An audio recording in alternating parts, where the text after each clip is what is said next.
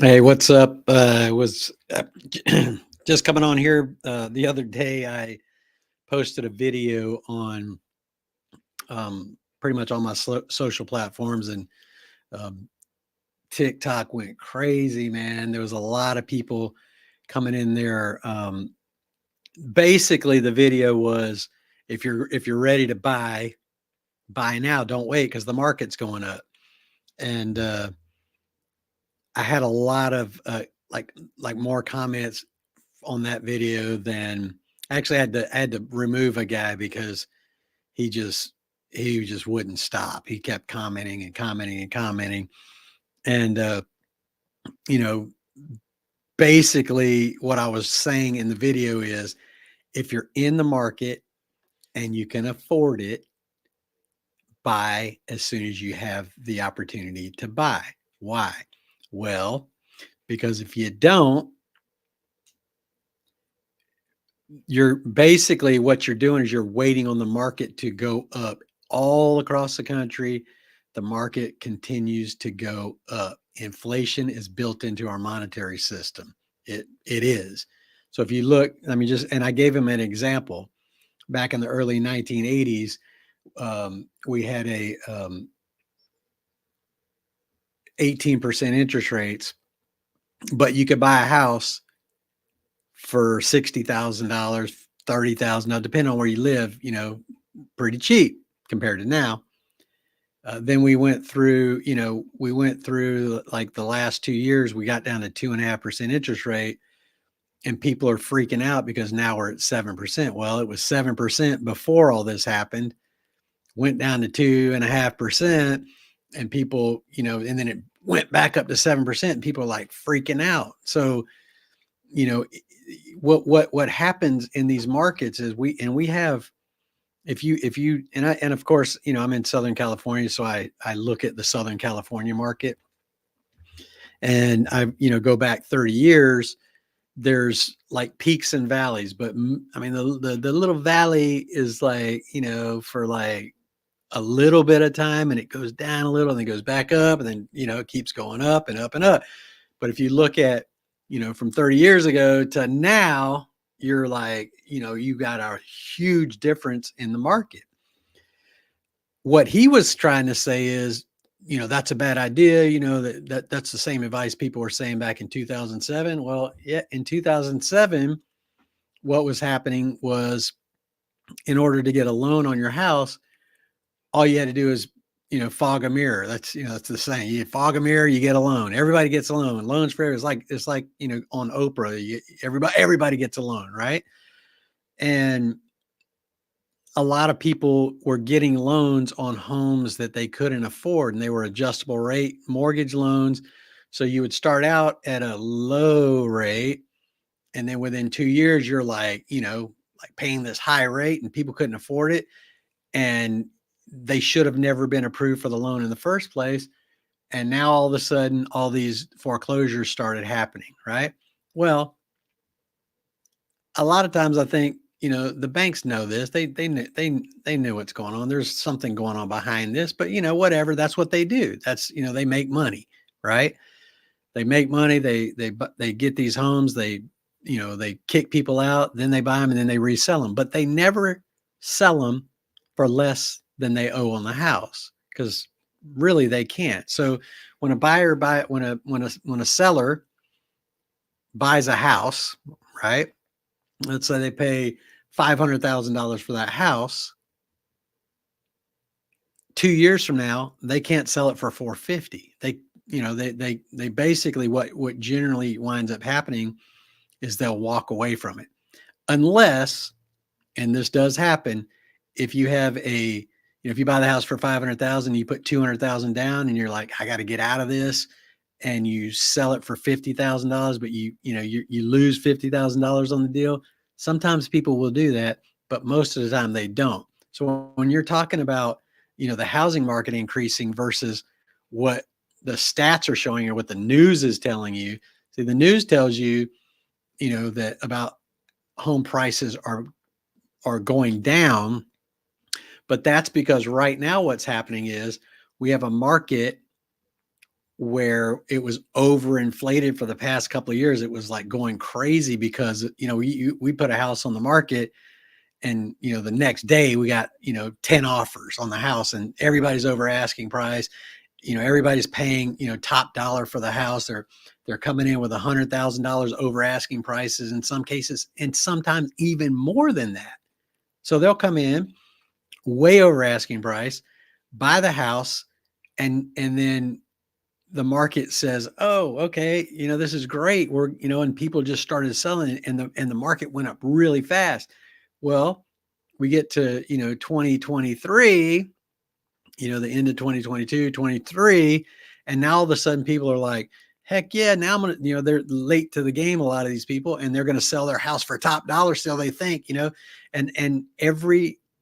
and I say every time, but most of the time when I go on a listing appointment now, we generate, the comps on the house. So we basically look at all the homes that have sold in the area and what they've sold for. A lot of sellers want to price the house themselves, right? So you know what? I don't know. Maybe it'll sell for $100,000 over the market. Probably not, but whatever. But I usually talk to them, and I try to talk to them about being reasonable or rational about it. So you look at the numbers. This is what a 3,000 square foot house sells for, and it's right across the street from your house. This house is totally upgraded. Your house you haven't done anything to in the last 20 years. This house went for 2.3 million. You're asking 2.4 million. At some point there you have to, logic has to kick in, and you have to go, okay, makes sense. If this house over there is selling, but that doesn't happen. A lot of times sellers will, stick to their guns because they think they know what their house is worth. And the market, the seller doesn't set the price for the house. The market sets the price. The buyer sets the price. So if the buyer is not willing to pay 2.4 because he sees the house across the street that went for 2.3 that was way nicer, now he's using that as his baseline, and he's going to drop it down even more. And guess what? So what's happening right now is we're getting a lot of people that are trying to price their own house, and they'll price it high, and then we have to come back in and go, hey, listen, it's nobody's coming to look at your house. We've had houses on the market for 6 months. You've had like 5 showings. Sometimes you got to, look at that and go, all right, maybe we should lower the price. So when the prices are lowered from the list price, then the media reports, oh, house prices are falling all over the country. Well, that's really what's happening. But are they falling lower than what you pay for the house or what the market is saying your house is worth? Not really. Sometimes it happens. Most of the time it doesn't.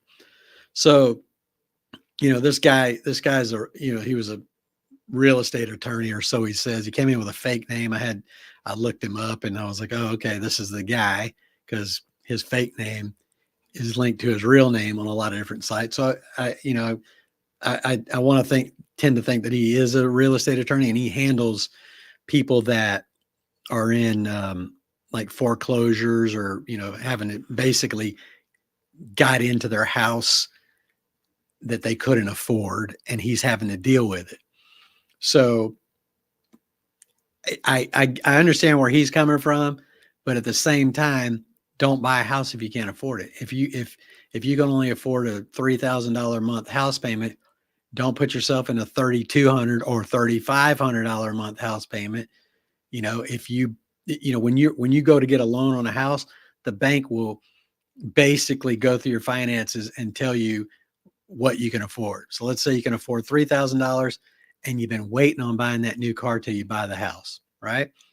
Then you go to the car dealer, and the car dealer says, oh, this is going to cost you $800 a month for this car. And you're like, oh my God, it's going to stress me out. So you buy the car.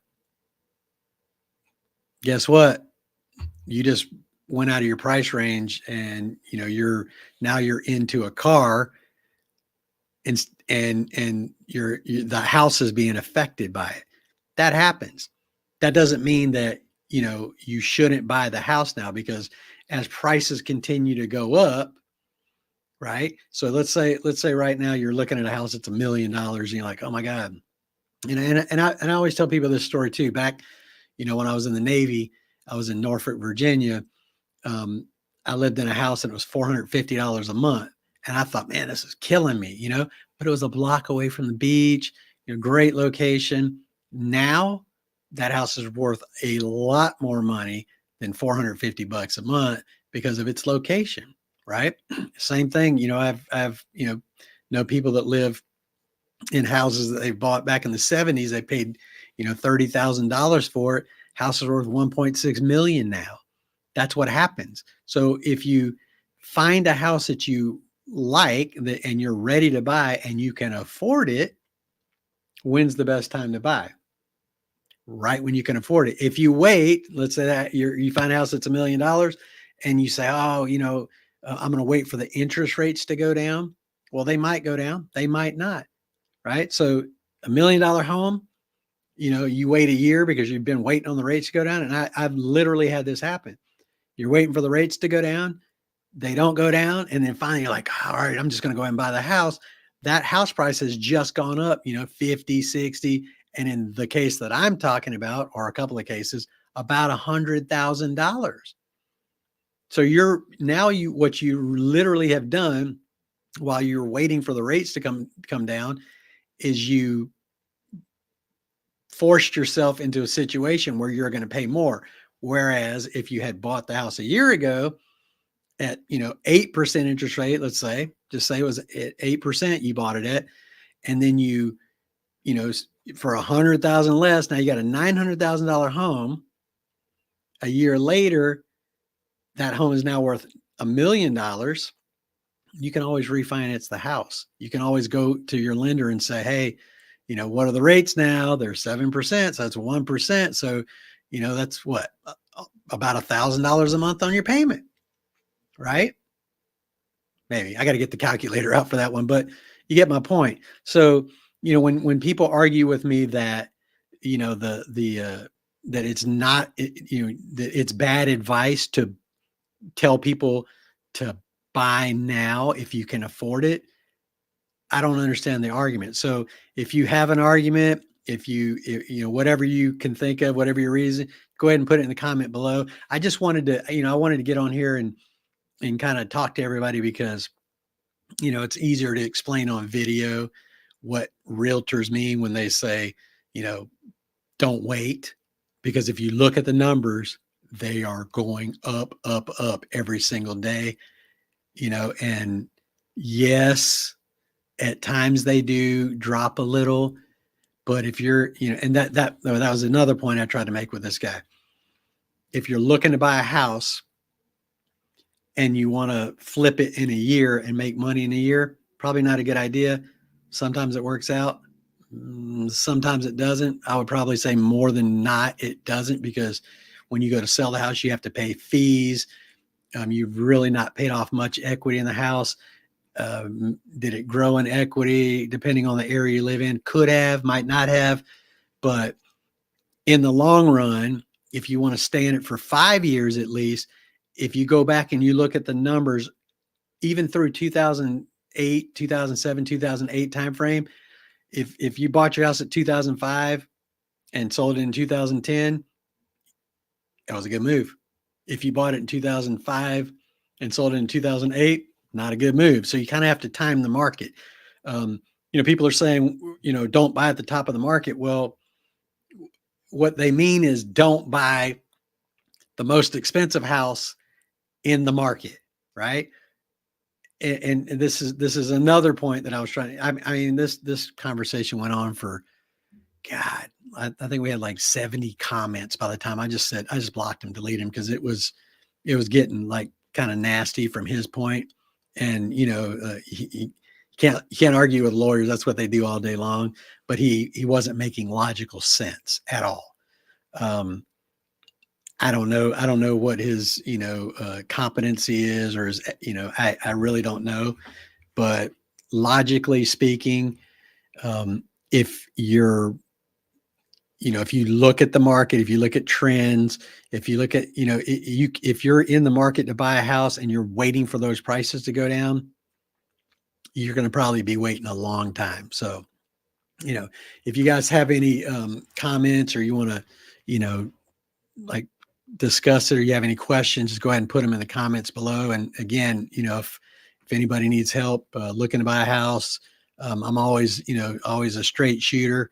And I like helping people out, and I like, being upfront and honest with people. And, sometimes people disagree, and that's fine. You can disagree, but let's have some numbers. Let's have some facts behind it. That's all I'm saying. All right. Talk to y'all later.